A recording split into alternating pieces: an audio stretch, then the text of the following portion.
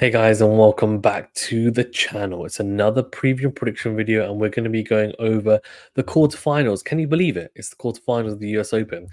Taylor Fritz versus Alexander Zverev, and it's going to be a very interesting match. It's a rematch of their fourth round at Wimbledon, and Taylor Fritz came out on top in that one, coming from 2 sets to love down to get the W. We're going to break it down. As usual, we have teamed up with a match flow graphics. So we're going to be going over some interesting nuggets of information. We're going to be going over the head-to-head. Then we're also going to talk about their form as well in the most recent past. And then also take a quick look at who they've played at the US Open. And then ultimately, I'll break it down strategically and tactically and give you guys my prediction. So, first of all, let's talk about the head-to-head actually, and then I want to get into the nuggets of information and we'll work our way from that. Before we do that, remember to that like button, do subscribe if you're new, and do leave a rating review if you're listening on a podcast platform. Thank you. Okay, Zverev is winning the head-to-head 5-4. And in terms of matches on hard court, the last time they played on outdoor hard was at the United Cup. Taylor Fritz got the W there. And then Zverev won in 2022 when they played on hard court. 2021 was Fritz. So you get the idea. I mean, I think from what I can see, they played 4 times on outdoor hard anyway, and it's 2-2. So it's a pretty even matchup on outdoor hard. However, they haven't played a Grand Slam on a hard court, and that does bring an extra dynamic, of course. In terms of the interesting nuggets of information, let's get into that. So Taylor Fritz is at the moment the number 12 in the world, Alexander Zverev number 4, and they both peaked 1 year and 2 years ago, respectively. Fritz a year ago was number 5, Zverev was number 2 at some point, and that was 2 years ago. And he will actually be number 2 after this tournament, if I'm not mistaken, after Alcaraz's loss. Similar age, Zverev is 27, Fritz 26. And in terms of coaches, well, Zverev has just got his dad in his box, Alexander Zverev Sr. And for Taylor Fritz, he's got Michael Russell and Paul Annacone. In terms of the story, or the tale of the tape, as they'd say in boxing, Sasha wants revenge, and that would be for his loss at Wimbledon, of course. And we'll talk a little bit not just about tactically, and I actually have a match flow graphic for that specific match, so we're going to get into that in detail, by the way, as well. But also some of the things that were said after, and I was in the press conference for Fritz after I did talk to him. Zverev, funny story about him, but he was supposed to come before Fritz. We were waiting, and they said, oh, he's not going to be here for a while. So I went all the way back to our media desk, and then as soon as I got to the media desk, I saw him on the screens, and I was like, hey, is this a previous press conference? And apparently he turned up 30 seconds after people had left. Some of the German press were just hanging around the media center, so they managed to get in and talk to him, but that was a bit disappointing, I think, because Zverev apparently was just delayed, and then eventually obviously came, and it was a bit all over the place, all over the shop. Obviously not happy that he'd lost, but yeah, I mean, didn't sit particularly well with me as media, but, you know, at the end of the day, it's part of the job, I guess, when you go. Win predictor, before we get into the rest, is 60% in favor of Zverev and 40% for Fritz. Let's then look at their form. So I want to look at it from January 2024 until now. And interestingly, you can see there's a lot of stats here, so we can definitely delve into this. I mean, this is fantastic. So, for Taylor Fritz, he has a 72% win rate from this year. And you can see that the breakdown, there's a breakdown of total matches played. So how many tournaments, how many matches, how many wins, how many losses. And then it's broken down by how many matches against top 10 opponents. So 7 matches, for example, against top 10 opponents, 3 wins, 4 losses. So he's got a 43% win rate against top 10 players. On a hard court this year, he's at 68%. So 8 tournaments, 19 matches, 13 wins and 6 losses. That's actually very, very useful, those stats. Then if we look at the actual form and who he's played this year, look, I mean, the ones in dark green are the top 10 opponents. You can see there's 3 top 10 wins there. Zverev at Wimbledon, Dimitrov in Rome, and Hurkacz in Madrid. So hasn't really had to come up against a whole host of top 10 players this year, and that's probably because he hasn't won a huge amount of tournaments. At the Australian Open, he got a good win over Tsitsipas in the round of 16. We know Tsitsipas loves the Australian Open, really good results there in his career, and then lost to Djokovic in the quarterfinals, which seems to be a bit of a pattern, of course, with him at the Australian Open and just at tournaments generally. Clearly struggles with Djokovic, and what player doesn't? And while we do, we can look at the rest. So you can see Arnaldi lost there in Dubai, not really a massive issue there. Indian Wells lost to Hoggerud in the round of 16. Again, I mean, Hoggerud hasn't been amazing this year, but he's still a solid player, so it's no shame in losing that. And then, Taylor Fritz actually beat Tommy Paul in the final. So Tommy Paul just falling short in that one. So Taylor Fritz has won Delray Beach and Eastbourne this year, so 2 tournaments. It's okay going for him. Miami lost in the first round, Monte Carlo first round as well, and then he made the final of Bucharest on clay, which is a good little run, beating Moro Canas, Draper, Garin, Madrid semi-finals there, lost to Rublev, but got a win over Hakac, and then a win over Dimitrov, lost to Zverev in the quarterfinals of Rome. And then Roland Garros lost in the round of 16 there as well, losing to Casper Ruud, obviously a very good clay court. So, Queens lost to Thompson quarterfinals, so pretty good result there. At least he made the quarters. As I said, Eastbourne he won, and Wimbledon to Musetti, which was a very strange loss because he was up in that match, I think 2-1, and I think it was 2-1 and a breakup.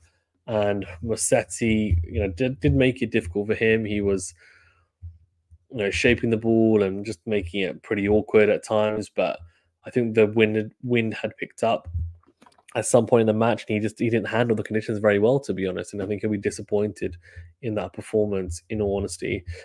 In terms of other things to talk about, well, the Olympics obviously lost to Musetti again in the round of 16, but on clay. And then in Montreal, lost a quarter in the second round, and Nakashima in the first. So, coming into this, and it'll probably be because he also played the Olympics, it hasn't been the best preparation, but Zverev also played the Olympics, right? So we have to bear that in mind. He's beaten Casper Ruud recently. Taylor Fritz, good win there. I thought he was really solid. 4-set win over Ruud, who was starting to play some good tennis. Comasano, decent win. And then Berrettini, I thought was a really good win, very comprehensive. And it seems like that's a good matchup for him, which is a positive thing, just shows the level that he's at the moment, Fritz. And then Ugo Carabelli in the first round. If we then look at Alexander Zverev's year so far, 77% win rate, so slightly higher. In terms of top 10 wins, he's actually doing okay, slightly lower though in the win percentage mark there. 10 matches, 4 wins, 6 losses. In terms of tournaments won, he's just won the one in Rome.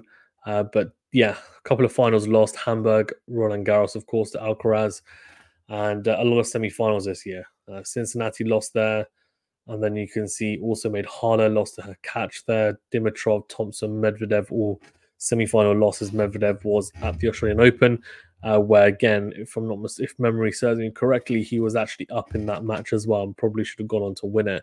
In terms of the top 10 wins, it's against Alcaraz at the Australian Open. That was a really good win. Dimona at Indian Wells, and then back-to-back top 10 wins at Roland Garros when he beat Dimona and Ruud in the quarterfinals and semifinals, respectively. Also had beaten Nadal and Rune on the way to the finals, so that was a pretty good run, right? Pretty damn good run. Yeah, I mean, look, for Zverev, it's been an interesting one because he played well in Montreal, made the quarterfinals, and then semi-finals of Cincinnati. I think he's actually adapted really well from the quarterfinal loss to Musetti. I mean, he has definitely, recovered well. And it's interesting, Musetti, of course, knocking out Fritz and then Zverev back-to-back at the Olympics. But anyway, that's a different point. But I think he's adapted pretty well to the change from clay back to hardcore. And he does have an all-court game.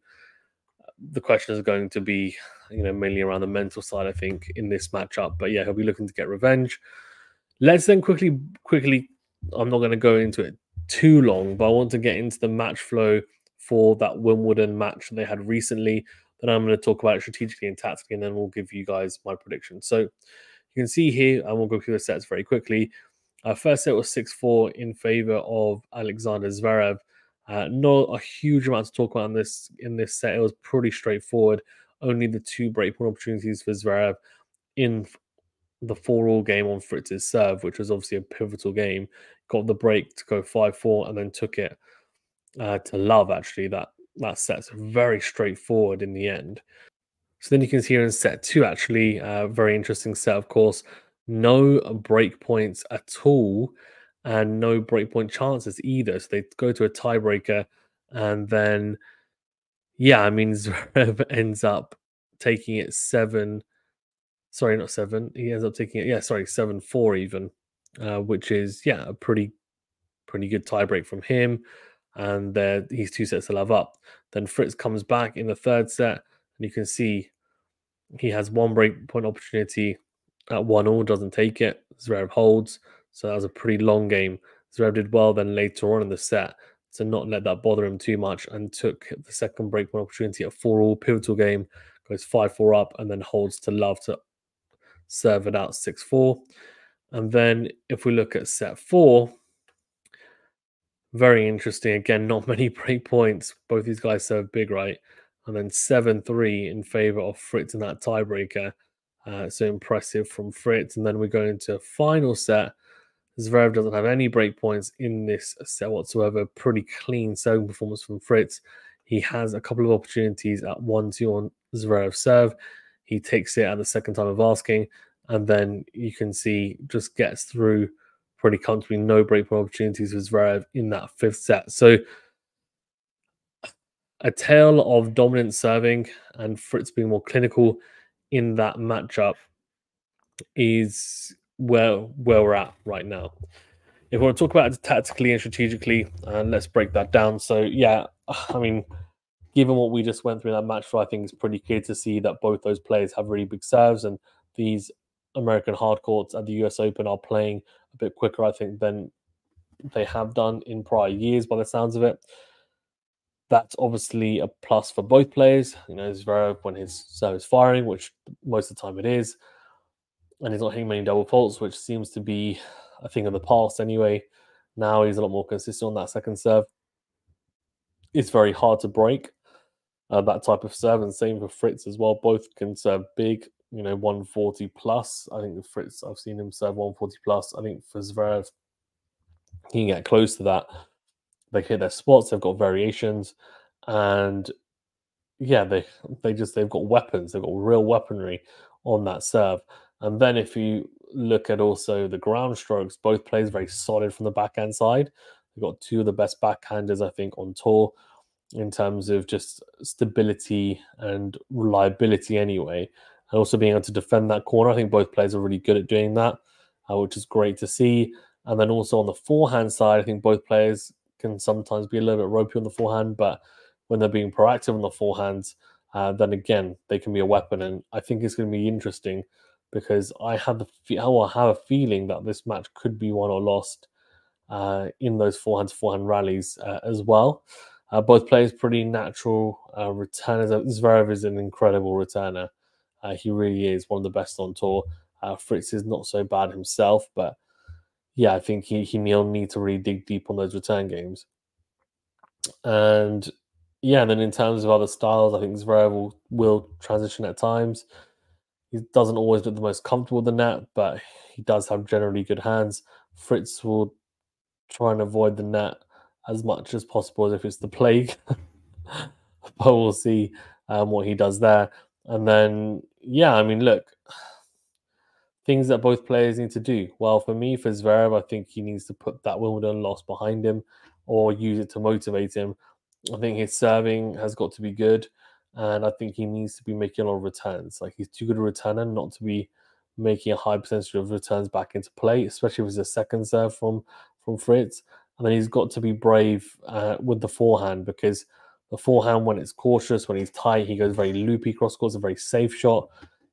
That's fine as a variation, but generally speaking, he needs to be hitting a bigger ball on that forehand wing, whether it's cross court or down the line or even deep down the middle. But there needs to be, I think, that level of authority. So for both players on the second serve, like they need to be proactive. And I think Zverev, we were talking about him being proactive on the forehand side. I think in the returns and as well, he needs to be proactive. Generally speaking, he is good on the return, and you'll see a lot of players will actually go into the Zverev forehand return because it's worse than the backhand return, which is true. Sometimes it can become predictable, and then he actually manages to gain some confidence by getting constantly pummeled throughout a match, and then he kind of builds up that reliability on that forehand, which of course is really important.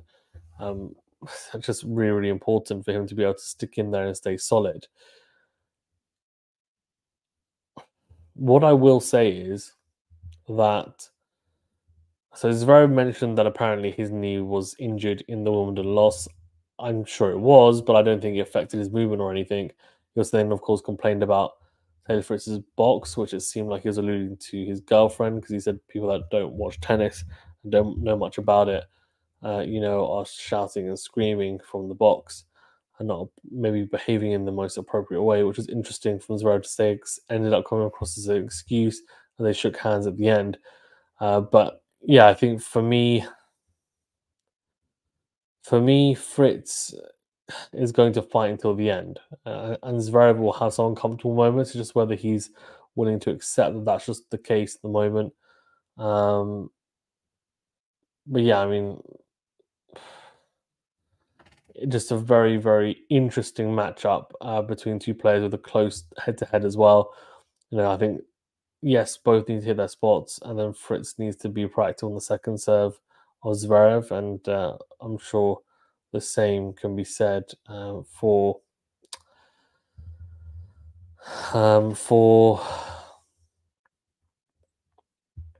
Zverev as well. And yeah, I mean, look, this is going to be a really interesting one, in my opinion. I think there's a lot of factors that will be involved, but I do think that Alexander Zverev will get the win in 4 sets. Let me know in the comment section below who you picked and why. Thank you very much, guys. Stay safe and well, and we'll see you on the next video.